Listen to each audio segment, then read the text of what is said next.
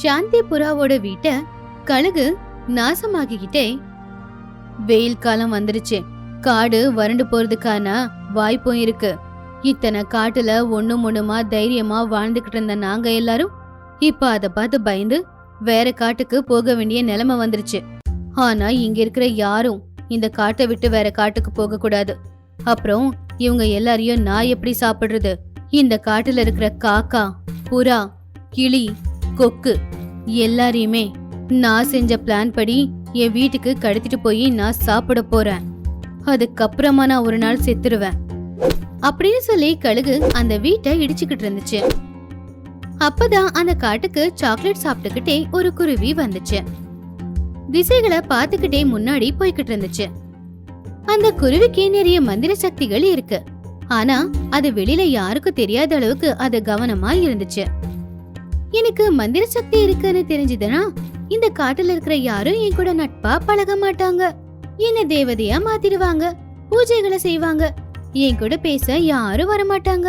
இப்படி எல்லாம் நடக்க கூடாதுன்னா நான் ரொம்ப தூரத்துல இந்த காட்டுல எனக்கு பிடிச்ச சாக்லேட் வீட்டை கட்டிக்கிட்டு தான் வாழ்ந்துகிட்டு இருக்கணும் அப்படின்னு யோசிச்சுக்கிட்டு போய்கிட்டு இருந்த குருவியோட பார்வையில ஒரு வீட்டை இடிச்சுக்கிட்டு இருந்த கழுகு பட்டுச்சு.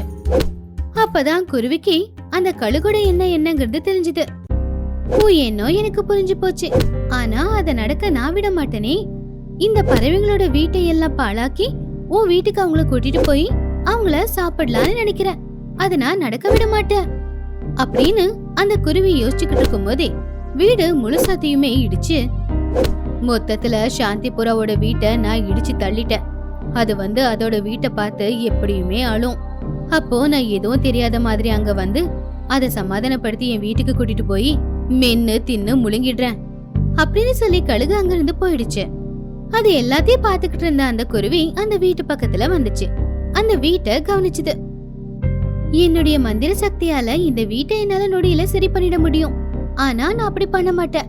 அவங்கவுங்க தோண்டின பள்ளத்துல அவங்கவுங்களே விழணும், அதுதானே சரியான தண்டனை அப்படின்னு அந்த வீட்ல இருந்து ரொம்ப தூரம் போயிடுச்சு. அப்போ ஒரு மரத்து மேல உட்காந்துக்கிட்டு ரொம்ப சோகமா இருந்த கிளிய பாத்துச்சு. உடனே கிளி பக்கத்துல போச்சு. ஹலோ, சாக்லேட் வேணுமா? வேண்டாம். நீ ஏன் பசியோட இருக்கிற? என் பேரு அலுமேலோ. இந்த காட்டுக்கு புதுசா வந்திருக்கேன். அப்பதான் உன்னை பார்த்தேன். நான் பசியில இருக்கேன்னு உனக்கு எப்படி தெரியும்? என்னவோ எனக்கு அப்படியே எல்லாமே தெரிஞ்சிடும். முதல்ல சாக்லேட் தரேன், அதை சாப்பிட்டு பசியை தீர்த்துக்கோ. அதுக்கப்புறம் உன் கஷ்டம் என்னங்கறத சொல்லு அப்படின்னு சொல்லி குருவி கிளிக்கு ஒரு சாக்லேட் கொடுத்துச்சு. கிளியும் அந்த சாக்லேட்டை ரசிச்சு ருசிச்சு சாப்பிட்டுச்சு.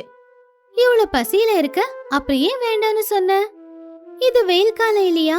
காட்டுல சாப்பாடு கிடைக்காது.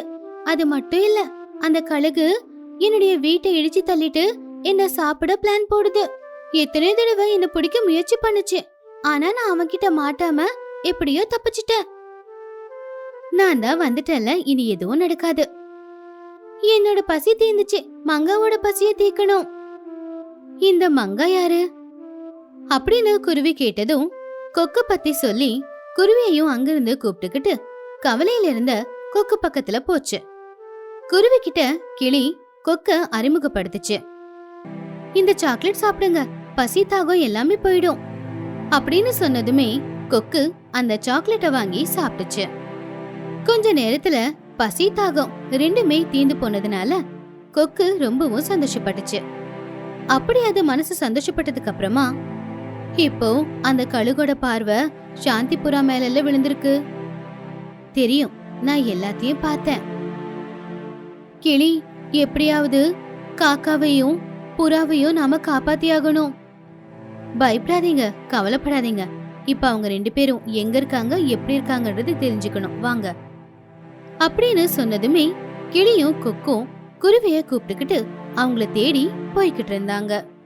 சரியா அப்பதான் பயந்துகிட்டு அலறி அடிச்சு போய்கிட்டு இருந்த புறா பின்னாடியே கழுகு ஒரு ரோஜா பூவை பிடிச்சுக்கிட்டு போய்கிட்டு இருந்துச்சு. ஏய் சாந்தி, நில்லு நில்லுங்கிறல, ஏன் இப்ப ஓடிக்கிட்டு இருக்க? எதுக்காக என்ன பார்த்து எப்பவுமே பயந்துகிட்டு இருக்க? கையில ரோஜா பூ வச்சிருந்தாலும் நீ என்ன சொல்ல போறேன்னு எனக்கு நல்லாவே தெரியும். எதுக்கு உனக்கு இந்த கெட்ட எண்ணம் ராவணா? கெட்ட எண்ணம் இல்ல சாந்தி, நல்ல எண்ணம் தான். அதாவது உனக்கு எப்படி புரிய வைக்கிறது? ஆ, உன்னை கல்யாணம் பண்ணிக்கிட்டு உனக்கு வேணும்னா புரிய வைக்கட்டுமா அப்படின்னு கழுகு சொன்ன உடனே சாந்தி புறா ரொம்பவும் ஆச்சரியமா ஒரு மரக்கிளையில உக்காந்துச்சு.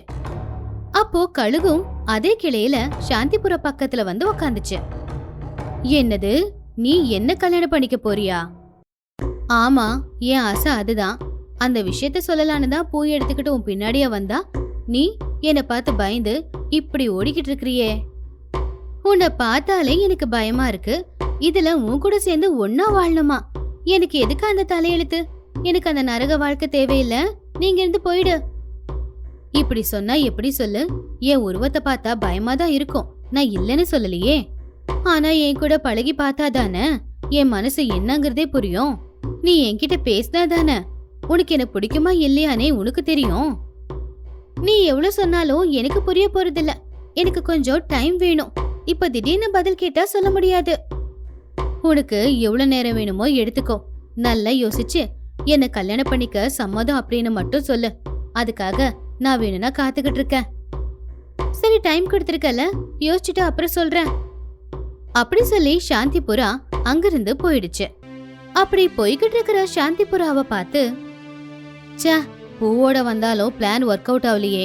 இந்த சாந்தி புறாவை சாகடிக்கணும் சாப்பிடணுங்கிற ஆசை எப்ப நிறைவேறுமோ அப்படின்னு யோசிச்சுக்கிட்டு இருக்கும்போது உண்மையான விஷயம் என்னன்னு தெரியாம அமிர்தா காக்கா கழுகு முன்னாடி வந்து உட்காந்து அத பாத்துக்கிட்டே, ஏன் ராவணா, உன் கண்ணுக்கு நான் ஒன்னும் அழகா தெரியலையா? உன்னை காதலிக்கிறேன், உன்னை கல்யாணம் பண்ணிக்க போறேன்னு ஏன் பின்னாடி நீ வர மாட்டேங்கிற அப்படின்னு சொல்லும்போது கழுகு அந்த காக்காவை பார்த்து அதோட மனசுக்குள்ள, என் பசிய தீக்கிறதுக்கு நிறத்தோட என்ன சம்பந்தம்? மொத்தத்துல என் பசி தீந்தா போதும். எனக்கு வெள்ளையா இருக்கிற அந்த சாந்தி புறா கிடைச்சாலும் சரி, கருப்பா இருக்கிற இந்த அமிர்தா காக்கா கிடைச்சாலும் சரி, பசி தீந்தா போதும். ஆனா என்ன உனக்கு பிடிக்கும்னு நீ எப்பவுமே சொன்னதில்லையே காக்கா. பொண்ணுங்க எல்லாத்தையும் நேர்ல வந்து சொல்ல மாட்டாங்க கழுகு. அவங்க பார்வையை பார்த்து, அவங்க நடந்துக்கிறத பார்த்து நீ தான் புரிஞ்சுக்கணும். சரி காக்கா, எனக்கு புரியாம தான் போச்சு. என்ன மன்னிச்சிடு. நான் உன்னை கல்யாணம் பண்ணிக்கிறேன். நீ என் கூட வரியா? நீ வர சொன்னா எங்க வேணும்னாலும் வரே ராவணா அப்படின்னு காக்கா சொன்ன உடனேயே கழுகு மனசுக்குள்ளேயே சந்தோஷப்பட்டுச்சு. அப்போ அது, அப்பாடா, எந்த விதமான நாடகமும் போடாம காக்கா தானாவே என் வலையில வந்து மாட்டிருக்கு.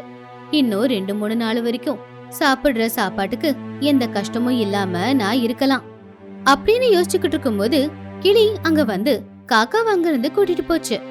இந்த பக்கம் சாந்தி புறா இடிஞ்சு விழுந்திருக்கிற அதோட வீட்டை பார்த்து வருத்தப்பட்டுக்கிட்டு இருக்கும்போது கொக்கு அங்க வந்து அதை சமாதானப்படுத்தி கூட்டிட்டு போச்சு. அப்பதான் அங்க வந்த சாந்தி புறாவுக்கும் காக்காவுக்கும் நடந்த எல்லாமே தெரிஞ்சது. அன்னையில இருந்து அந்த கழுகு பார்வையில படாம இருந்துகிட்டு குருவி கொடுக்கிற சாக்லேட்டை சாப்பிட்டுக்கிட்டு வாழ்ந்துகிட்டு இருந்தாங்க. ஒரு நாள் பறவைகள் எல்லாரும் ஒன்னா சேர்ந்து சாக்லேட் சாப்பிட்டுக்கிட்டு இருக்கிறத கழுகு பார்த்துச்சு. உடனே கழுகு அவங்க எல்லார்கிட்டயும் வந்து, என் பார்வையில படாம எத்தனை நாள் நீங்க தப்பிச்சு வாழ முடியும்? ஆமா, இந்த சாக்லேட்டை யாரு உங்களுக்கு கொடுக்கறாங்க? இது எப்படி உங்களுக்கு கிடைக்குது? அத நாங்க சொல்ல மாட்டோம். பாவி, எங்களை நம்பி ஏமாத்தலான்னு பாக்குறியா? இதுக்கு பலனை நீ நிச்சயமா அனுபவிப்ப. அப்படி ஆளுக்கு ஒருத்தங்களா திட்டும் போது கழுகுக்கு ரொம்ப கோவம் வந்துச்சு. உடனே கழுகு அவங்க எல்லாரையுமே தாக்க பாத்துச்சு. அப்ப அத பார்த்து பயந்து போய் எல்லா பறவைகளும் அங்கிருந்து ஓட ஆரம்பிச்சாங்க. கழுகு அவங்கள துரத்திக்கிட்டே போச்சு. அப்பதான் அவங்க காட்டுல இருக்கிற ஒரு சாக்லேட் வீட்டை கவனிச்சாங்க. எல்லா பறவைகளும் அந்த சாக்லேட் வீட்டுக்குள்ள போயிட்டாங்க. அப்ப வீட்ல குருவி உட்காந்து சாக்லேட் சாப்பிட்டுக்கிட்டு இருந்துச்சு. அவங்க எல்லாரையும் பார்த்து, பயப்படாதீங்க, இது என்னோட வீடுதான்.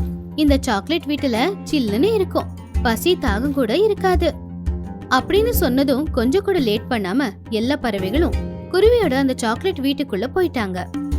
அப்போ அங்க வந்த கழுகு நோ என்ட்ரி போர்ட கவனிச்சுது. அத பார்த்ததுமே கழுகுக்கு கோவம் இன்னும் அதிகமாச்சு. எப்படியாவது உள்ள போய் அவங்கள சாப்பிட முயற்சி பண்ணுச்சு. ஆனா அதால முடியல. அப்படி அன்னையில இருந்து எல்லா பறவைகளும் குருவியோட சாக்லேட் வீட்ல சேஃபாவே வாழ்ந்தாங்க. குளிர்காலத்தில் காக்கா குருவியின் கஷ்டங்கள். ஒரு காட்டுல காக்கா குருவி தம்பதிகள் வாழ்ந்துகிட்டு இருந்துச்சுங்க. அவங்களுக்கு 2 பசங்க. காக்கா அந்த ஊர்ல இருக்கிற ரயில்வே ஸ்டேஷன்ல லக்கேஜ் தூக்குற வேலையை தான் பாத்துக்கிட்டு இருந்துச்சு. தினமும் அப்படி சம்பாதிக்கிற பணத்துல தான் காக்கா வீட்டை பாத்துக்கிட்டு இருந்துச்சு. குருவி வீட்ல இருந்து பசங்களையும் வீட்டையும் பாத்துக்குச்சு. அவங்க இருக்கிறது வாடகை வீடுன்றதுனால மாசத்துல வாடகை பணமும் போய்கிட்டு இருந்துச்சு. ஒரு நாள் காக்கா வேலை எல்லாத்தையுமே செஞ்சு முடிச்சு வீட்டுக்கு போகும்போது அன்னைக்கு இரவு, என்ன பசங்க தூங்கிட்டாங்களா? அவங்களுக்கு சாப்பிட சாப்பாடு கொடுத்தியா? அவங்க சாப்பிட்டுட்டாங்கங்க. நீங்க என்ன இன்னைக்கு ரொம்ப சோர்வடைஞ்ச மாதிரி தெரியுது? வேலை நிறைய இருந்துச்சா? ஆமா, இப்போ ரயில்வே ஸ்டேஷனுக்கு நிறைய பயணிகள் வர ஆரம்பிச்சிட்டாங்க. அதனால லக்கேஜ் கொஞ்சம் அதிகமா தான் நான் தூக்குறேன். அதனாலதான் உடம்பு ரொம்ப சோர்வடைஞ்சிருக்கு. பரவாயில்ல, காலையில எழுந்திருக்கும் போது எல்லாமே சரியாயிடும். நீ ஒன்னும் கவலைப்படாத. அதுலங்க உங்ககிட்ட ஒரு விஷயத்த சொல்லணும். அப்படியா? என்ன விஷயம் அது? சொல்லணும், ஆனா இப்ப சொல்லல, நான் காலையில பேசுறேன். வேணாம், காலையில அவசர அவசரமா கிளம்பிக்கிட்டு இருப்ப. இப்பவே சொல்லு, என்ன ஆச்சு? ஏதாவது பிரச்சனையா? நம்ம வீட்டு ஓனர் உடனே இந்த வீட்டை காலி பண்ணி போங்கன்னு சொல்லிட்டாரு. நம்ம வாடகை கொடுத்து 6 மாசம் ஆயிடுச்சுல்ல, அதனால கோவத்துல அப்படி சொன்னாரு போல. நான் அவரை சமாதானப்படுத்த எவ்வளவோ முயற்சி பண்ணேன். ஆனா நான் எவ்வளவு சொன்னாலும் அவரு கேட்டுக்க மாட்டேங்கிறாரு. உடனே வீட்டை காலி பண்ணி போங்கன்னு சொல்லிட்டாரு. இப்படி திடீர்னு வீட்டை காலி பண்ணிட்டு போங்கன்னு சொன்னா எங்க போறதா? சரி, நான் அவர்கிட்ட பேசுறேன். நாளைக்கு போய் நீங்க பேசிடுங்க. வீட்டுக்கு வந்து தினமும் பிரச்சனை பண்ணிக்கிட்டு இருக்காரு. பசங்களும் அவரை பார்த்தாலே ரொம்ப பயப்படுறாங்க. அவன் இப்படி பண்ணுவான்னு நான் கொஞ்சம் கூட எதிர்பார்க்கல. இது குளிர்காலம். இப்போ வீடு காலி பண்ண சொல்றானே, அவனுக்கு மனசாட்சி இருக்கா இல்லையா? இந்த வீட்ல குழந்தைங்க இருக்கிறது அவனுக்கு தெரியும். தெரிஞ்சிருந்தும் அவன் இப்படி எல்லாம் பேசுறானா? நாளைக்கு அவனை போய் பார்த்து நான் பேசிடுறேன். வேணாங்க, அவரை ஏதாவது சொல்லிட போறீங்க. அவர்கிட்ட கொஞ்சம் அமைதியாவே பேசுங்க. இது குளிர்காலம் இல்லையா? இப்போதைக்கு நம்ம அமைதியா இருக்கணும். இல்லனா குளிர்காலத்துல நம்ம என்ன பண்றது? குளிர் வேற ரொம்ப அதிகமா இருக்கு. வெயில் காலம் வந்ததுக்கு அப்புறமா வீட்டை மாத்தலாம். அது வரைக்கும் எப்படியாவது நம்ம இங்கே இருக்கிற மாதிரி வழி பாருங்க. அவனை திட்டாம அவன்கிட்ட கெஞ்சி கேட்கணும், அவ்வளவுதானே? சரி, அதையும் செஞ்சு தொலைறேன். அப்படி காக்காவும் குருவியும் அன்னைக்கு சாப்பிட்டு படுத்து தூங்குனாங்க. அடுத்த நாள் காலையில விடிஞ்சதுக்கு அப்புறமா காக்கா அதோட வீட்டு ஓனரான புறா கிட்ட போச்சு. வழியில ஓனர் கிட்ட எப்படி பேசணும் அப்படின்னு காக்கா கொஞ்சம் பிராக்டிஸ் பண்ணிக்கிட்டும் போச்சு. அப்படி புறாவோட வீட போய் சேர்ந்துச்சு. புறா சோஃபால உட்காந்து நியூஸ் பேப்பர் படிச்சுக்கிட்டு இருந்துச்சு. காக்கா மெதுவா பக்கத்துல போய் அடக்கமா இருக்கிற மாதிரி நடிச்சுது. Sir, sir. நீயா? வாயா வா. பிறந்த வீட்டுக்கு போனா என் பொண்டாட்டிக்காக கூட நான் இப்படி என்னைக்குமே காத்துக்கிட்டு இருந்ததில்ல.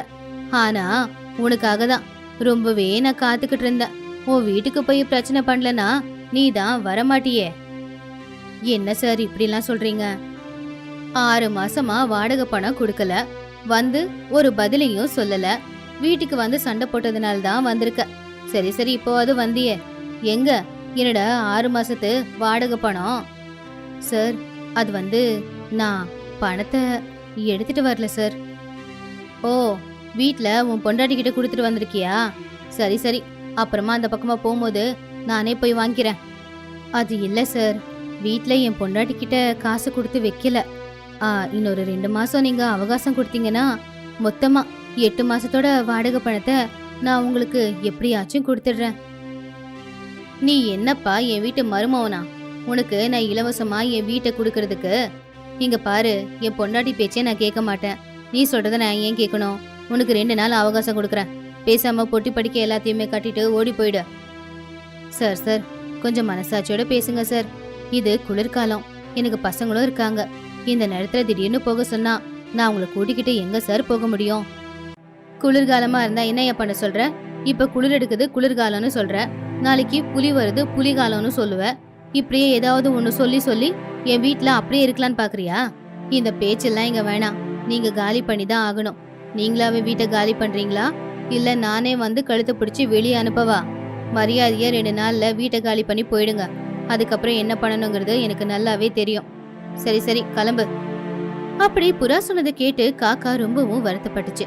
கண்ணுல இருந்து கண்ணீர் வந்துச்சு. அதே கவலையில வேலைக்காக ரயில்வே ஸ்டேஷனுக்கு போச்சு. அப்படி கவலையா இருக்கிற காக்காவை அந்த ஸ்டேஷன் மாஸ்டரான கிளி கவனிச்சுது. என்னப்பா, என்னைக்குமே சுறுசுறுப்பா இருப்ப, இன்னைக்கு இப்படி இருக்க? என்னாச்சு உனக்கு? ஏதாவது பிரச்சனையா? ஆமா சார், நான் இருக்கிறது வாடகை வீடு. இங்க வர வருமானம் எனக்கு பத்த மாட்டேங்குது. நான் வாடகை கட்டியே 6 மாசம் ஆச்சு. இப்போ வீட்டு ஓனரு என்ன வீட காலி பண்ண சொல்லி சொல்றாரு. சின்ன பசங்களை வச்சுக்கிட்டு எங்க போறதுன்னு தெரியல. அதுதான் என் பிரச்சனை. அட, இதுக்கே இப்படி ஆயிட்டா எப்படியா? கஷ்டத்தை இஷ்டப்பட்டு அனுபவிக்கணும். அவன்தான் நாளைக்கு பெரிய மனுஷனா ஆமா. சரி, உன் பிரச்சனையில இருந்து தப்பிக்கிறதுக்கு உனக்கு ஒரு வழி சொல்லவா?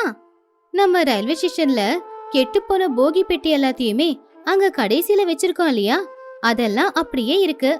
நீ உன் குடும்பத்தோட அந்த பொட்டியிலே தங்கிக்கலாமே. அதுக்கு வாடகை பணம் கொடுக்க வேண்டிய அவசியமும் இல்லையே. கொஞ்ச நாள் அங்க இருங்க.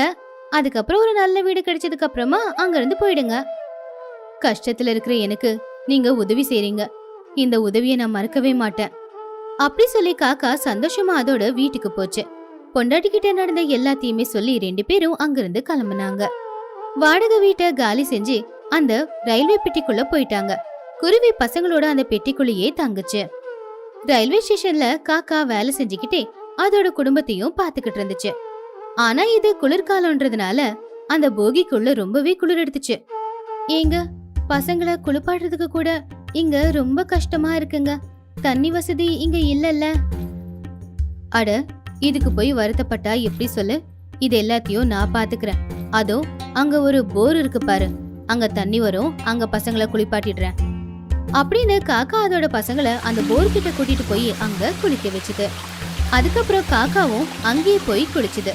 ஆனா ட்ரெயின் போட்டிக்குள்ள நெருப்பு மூட்டக்கூடாது இல்லையா, அதனால காக்கா, குருவி, அதோட குழந்தைங்க எல்லாரும் குளிர் தாங்க முடியாம ரொம்பவே கஷ்டப்பட்டுக்கிட்டு இருந்தாங்க. குருவிக்கு திடீர்னு ஜுரமும் வந்துருச்சு.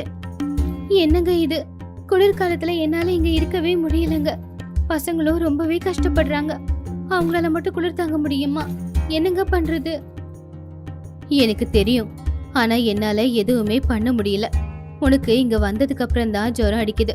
ஆனா நாம இங்க வர்றதுக்கு முன்னாடில இருந்தே எனக்கு பயங்கரமான ஜுரம்.